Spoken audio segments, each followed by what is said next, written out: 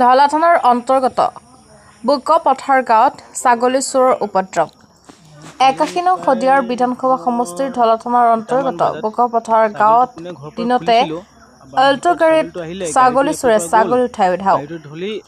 যোৱাকালি বিক্ৰম তামাং নামৰ ব্যক্তিজনৰ ছাগলী এটা ছাগলী চোৰে দিনৰ ১ বজাৰ পথৰ ৰাতিত চৰি থকা অৱস্থাত লৈ যায়। তাকে দেখি বিক্ৰম তামাং নামৰ ব্যক্তিজনে পাছে পাছে খেদি যায় যদিও গাড়ীখন ধৰিবলৈ সক্ষম নহল যদিও গাড়ীখনৰ নম্বৰ ল'বলৈ সক্ষম হ'ল। ডুমডুমাত বিক্ৰম তামাঙে ছাগলী চোৰৰ গাড়ীখন বিচাৰি পাবলৈ সক্ষম হয় যদিও সেই সময়ত গাড়ীখনত মানুহ নাছিল আৰু ছাগলী নাছিল যদিও মলমূত্ৰ গাড়ীৰ ভিতৰত আছিল।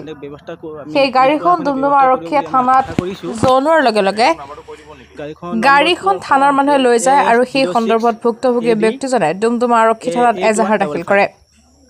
গাড়ীখনৰ নম্বৰ হ'ল AS06AD 8155। তিনিচুকীয়াৰ পৰা ৰাহুল গগৈৰ ৰিপৰ্ট, নিভাজ অসম লাইভ।